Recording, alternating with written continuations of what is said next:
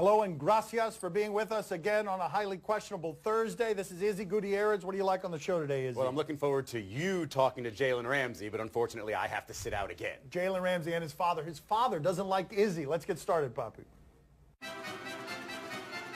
Were you Gasbags too quick to bury the Rockets?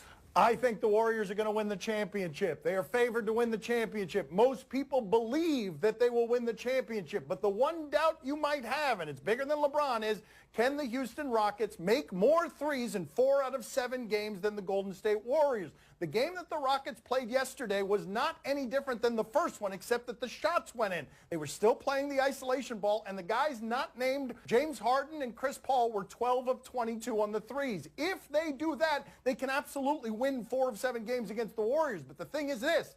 The Warriors are the only team in the world, maybe in the history of the sport, that can beat them even if they do that, because the Warriors can match them on that front, and I expect them to over the 7 games. I'm not sure how many of us Gasbags picked a sweep in this one by the Warriors, so changing my opinion of the Rockets doesn't really happen when they only win this one game. And as you mentioned, it's the game where P.J. Tucker scored 24 points when he never scored more than 20 in the regular season. It's a game where Eric Gordon and Chris Paul took more of those isolation plays away from James Harden, and it worked out. More passes, more open three-pointers, etc. I still think the Warriors are going to win this in 5 or 6. What's really intriguing to me about this series is if you start paying attention to Chris Paul just really talking smack to Kevin Durant, saying sort of emasculating things to the guy who's really lighting them up for the Warriors. Is he trying to get into his head? Is it something where other players really feel this way about Kevin Durant? Will it actually work given how thin-skinned he seems to be? I think that's an actual strategy by Chris Paul. That's an interesting take by him, but I would say that beyond that, if you have a game where Trevor Ariza and Gordon and you get the P.J. Tucker game are all scoring more points than any Warrior not named Durant, that's where the Warriors have a problem. Well, I think that Golden State, those guys, they were really bored, you know. They said, man, I mean, I come Yawning. here, we blew him out last night, you know. We got to do it again tonight. Yeah, it's Now tiring. Take the night off. Look at these fans. They pay top dollars, you know. Let them enjoy Let them that have day, something. You know? That's right. Hey, There you what go. do I You do? know, Adam Cost Silver's of appreciative. living. Adam Silver appreciates it. He doesn't want these things to disappear in 4 games. How big of a concern should it be for the Warriors? He says Steph Curry is 100%. We do not extend this kind of courtesy of wondering whether someone is healthy when he does not perform well in big games to just about anyone throughout sports, never mind a 2-time MVP. But Steph Curry in this series, beyond being 3 for 18 outside of 6 feet, has become a liability on defense. Houston is absolutely attacking him at a rate that they don't attack anybody else. They were going after him in isolation more than any player on the court. Second place was some dude named Looney. Your 2-time MVP can never be a liability. I don't know whether he's injured or not. It may just be that it's hard to play basketball, and he was off for a long time. I expect him to be great, and he's not making any excuses about injuries. But it is weird that we keep doing this with him on the times where he doesn't perform very well. Well, it just so happens to be also times where he's coming off an injury, so we have that excuse there for him. But really, if you look at the Warriors, this is sort of the question we've been asking ourselves throughout the season. Could they win a championship if one of these guys get hurt, if the wear and tear of the season crept up on them? And here we're looking at the Steph Curry, probably at about 60 to 70%, and they still look like they're good enough to win a championship. I don't think that this will keep them from winning it all as long as he plays, and obviously, being less than 100% in the playoffs, he's going to play. But what's really intriguing here is when you look at the offense, and yes, Steph Curry is what makes that offense go, and Kevin Durant is that luxury. He's that crutch. But when you go to that crutch too often, it sort of bogs down the offense on occasion. They become that isolation team that the Rockets are. And so if they continue that pattern going forward, that might be troublesome for the offense. What he's talking about there with the isolation team, Kevin Durant has been wonderful scoring in this series, but they're not double teaming because they will not allow Steph Curry and Klay Thompson to get open looks. And so Kevin Durant in this series so far, 1 assist. That's 1 assist the entire series. Steve Kerr, he has to make a change. That's it. You got to make a change. You got to get Curry on the bench and get his X factor, Swaggy P. That's the guy that is going to make the difference. You know, you got to. That's right. You got to take the place of Steph Curry, Swaggy P. Okay, For a second there, I was wondering where he was going with that. Well, I thought he called him the Sex Factor instead of the X Factor. Yes, so I really wondered where he was going. Also true, though. How should the Greek Freak feel about his new head coach? Before I answer this question, would you guys put the pictures on the screen of both Dwayne Casey and Mike Budenholzer and tell me which one of those looks more like a sad clown not wearing his makeup? Regardless, Budenholzer is now the coach of the Milwaukee Bucks, and I'd turn this question around because he could have also had the #1 seeded Raptors job if he wanted it. Those #1 seeds don't become open very often, and he has said to himself, I want to tie myself to something that Toronto doesn't have. The development of a great young player we all know is going to get better. It's a smart move to pair these two guys. Budenholzer is a name you recognize. He may have been second to last in the Eastern Conference this year, but he was once the coach of the year, and he's been given a very valuable job here, entrusted with a guy who's clearly the future of the league. It is interesting how this is clearly the easy decision to go with Giannis instead of DeMar DeRozan and Kyle Lowry, a team that's already formed up north, could win you north of 50 games right away, but they have such a ceiling. We don't know what that ceiling looks like with Antetokounmpo. We don't know what that looks like with more shooters around him, maybe him playing a lot more of the 5, really having that Budenholzer offense, giving him something to create for himself, whether it be an offense or a style of game. We already know he's a freak of nature. He has all these abilities. He needs something that's going to make him LeBron-like and really control games. You need something that changes what's around him and not in terms of personnel. Keep in mind, when Steve Kerr took that job, Mark Jackson was telling us that the Golden State Warriors had the best shooting backcourt in the league, but they were not a team that could get beyond the second round of the playoffs. They were not ready yet with that kind of development. Giannis is clearly ready for that kind of development. You give him a veteran coach who can then bring him along. Although it is somewhat of a scary proposition when you're talking about keeping him long-term, that you're saying, hey, Mike Budenholzer's the guy that's going to keep you here. It better start off well. Boy, I tell you one thing. Budenholzer, he didn't take that job in Toronto. No, that's right. The Raptors, you know, they're in trouble now. You know, this guy, nobody knows this guy. You know, he never made it to any place that was really good. You know, he never made it into a championship series or anything like that. You know. Did you just call him Buttholder? Buttholder? Yeah, Buttholder is what he went with. Nobody knows that. That's what they'll be calling him if he fails with Giannis.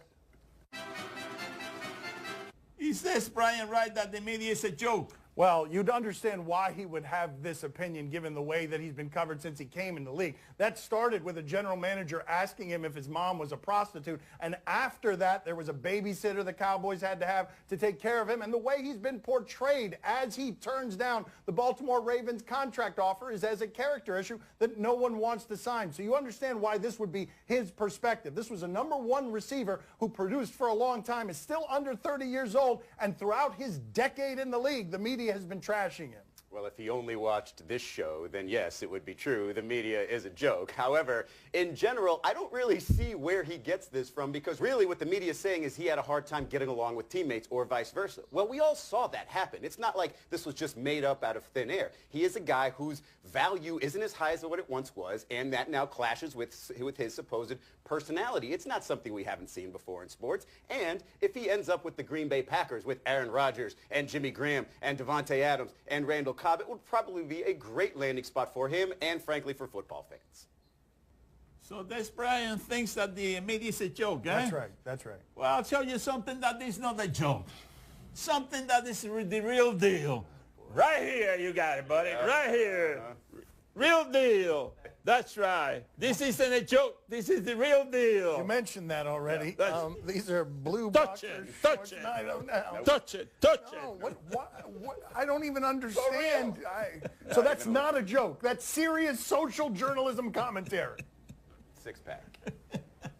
Coming up next on my son's TV show, Jalen and Lamont Ramsey. Hold on, though, Lamont. There's got to be one guy where you're like, look, I love my boy, and I'm proud of my boy, and he's the best in the league. But that Julio Jones or whatever, there has to be one guy. That guy's a little bit of an extraterrestrial. No. No guy. My son's TV show is brought to you by Domino's. Oh, yes, we did.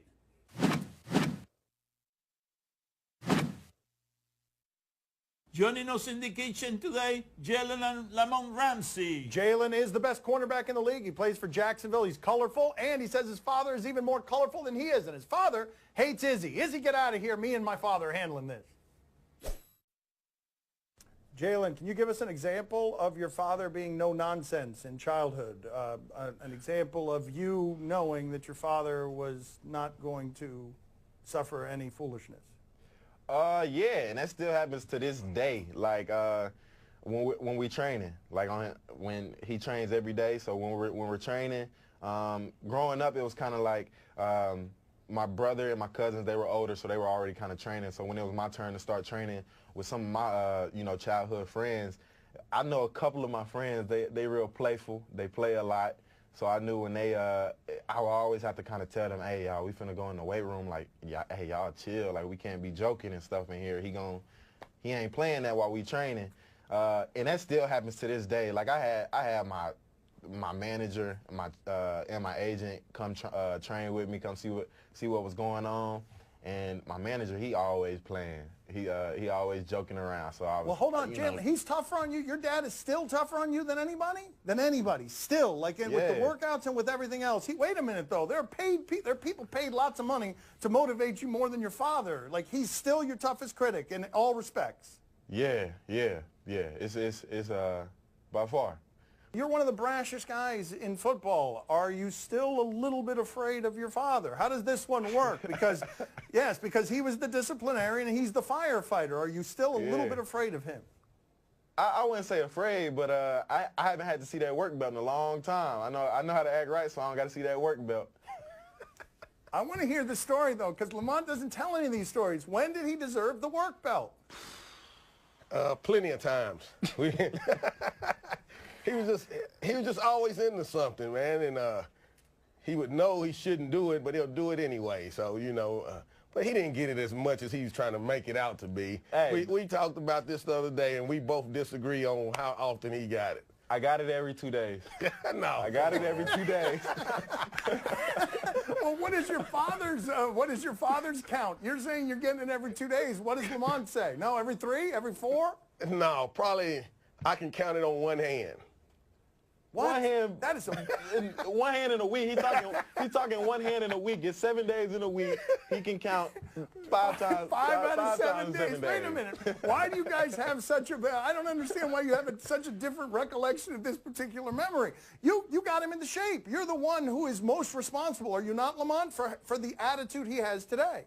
Yeah, pretty much.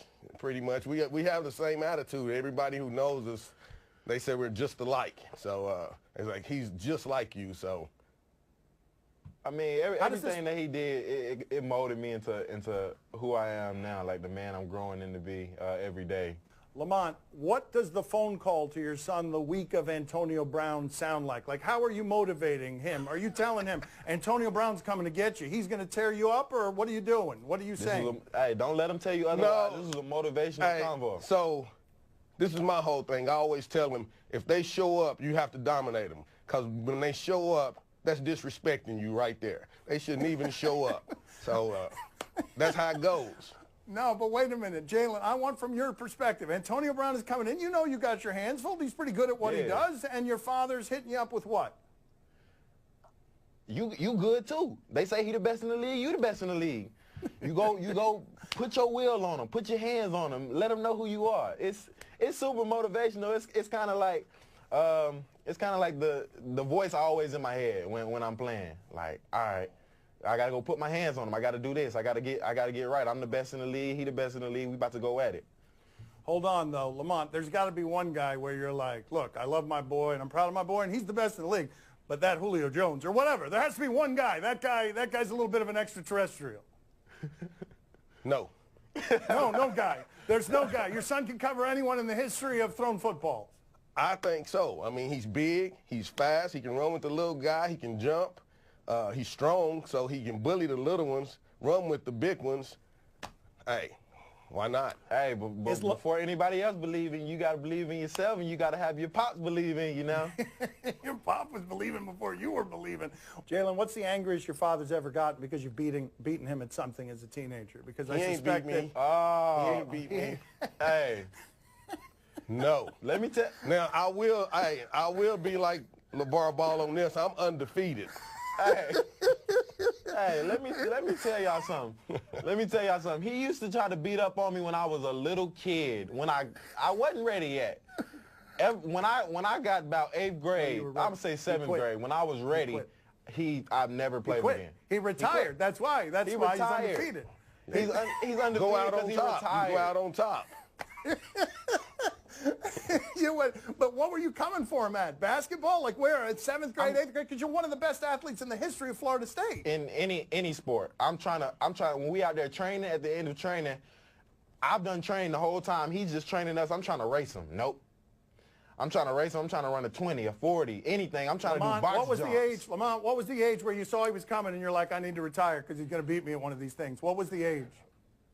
I was at his 8th grade. I was his 8th grade football coach, his middle school football coach, and I said, if anybody can beat me in this race, nobody has to run wind sprints. And they put him up against me. The whole team said, go, Jalen.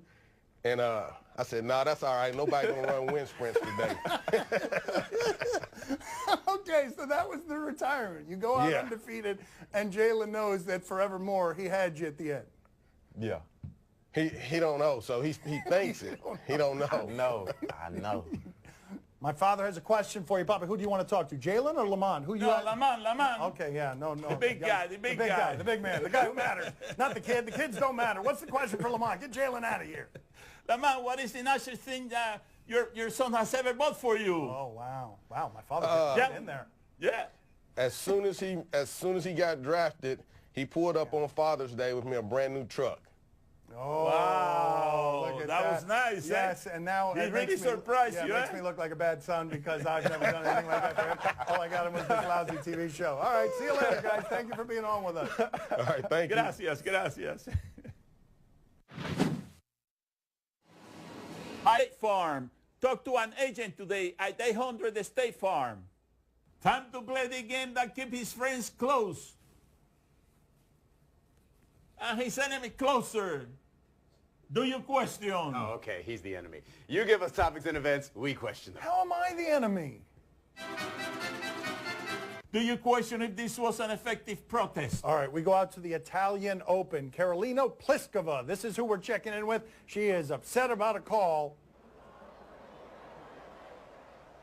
She's in pink here. What happened? Did they rule that out? Oh, they called that out, and it looks like it hit the line. Oh! Ah! Chop it down! You know what? That's not effective unless you do it for long enough until it topples the entire stand. It was pretty effective. I mean, she got a big chunk out of there, and that is pretty scary if you're an umpire. Like, she's not lashing out directly at you, but she will chop down the house in which you live. But that's dangerous. But that giant seat, that is not to blame for that call. You did nothing to the person who wronged you. Well, it could have been worse for that umpire. How could it have been worse?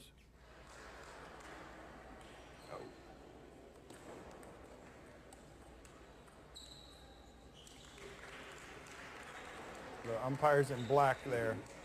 Oh! Oh! That can't be right. What did he do, by the way? Oh! What he was about to do was retaliate there.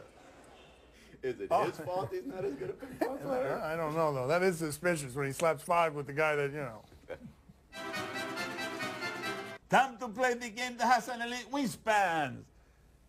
See? Oh, no. That's difficult for him to do at this age in that position. You tell us what to watch on television tonight. We'll tell you if we're intrigued. On Fox Sports Detroit, Tigers and Mariners. Oh, I'm not interested in this. But, Poppy, I'm not even sure. Do you know what a grasshopper is? Have you ever seen a grasshopper?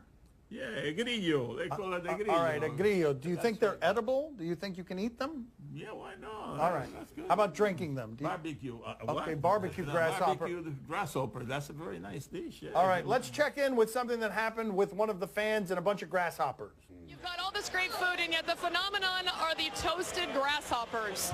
I have not had one yet, even though I do live here in Seattle. I don't know if I'm going to, but I do have a lot of friends down here at Edgar's Cantina that decided they would help out with these grasshoppers today. All right, are you guys ready? Ready. Oh, you're putting them in here. Little grasshoppers, ready? All right, here we go. Oh. Not bad. I don't have that good beverage to put it down with, but guys, you've got grasshoppers coming to you as well as a lot of other foods, so enjoy. She's a real selfish show-off being celebrated all over our network today. All those people wanted to dine on those delicacies, and she would not let them because she had to guzzle them down. Izzy, are you intrigued? Listen, I know that they're toasted. I know this. But all I can think about is some of them coming back to life in your belly like some sort of insect zombies, I suppose, and just jumping around in there. It freaks me the heck out. I don't think that's how the digestive system works. I also think they're dead before you eat them. Poppy, are you intrigued? Oh, see, I'm very intrigued, but this really pisses me off, you know? The grasshoppers, they don't do anything to anybody, you know? They go around, you know, hopping on the grass from one place to the other. They don't bother anybody, and all of this. So then they go around and they grab these little things, you know, and they put it in the barbecue, and they barbecue them, and then they sell it for a lot of money. That's not right, you know? These grasshoppers, they can defend themselves, you know? How do you feel about cows, though? Because hamburgers are delicious, and you don't seem to have any problem with that. At least a cow can put a fire, you know what I mean? It's a big thing, you know, goes after you, you know. They deserve to die. I say, moo, moo. You know, try to scare you, but the grasshopper, the grasshopper doesn't say anything, can't you fight know? back. That's right. That's right. And cows, by the way, they don't win a whole lot. That's all the time we have for today. Thank you for watching. Izzy, we'll be back tomorrow. I didn't mean to make that sound like a threat. We'll talk to you then. Guess what I am?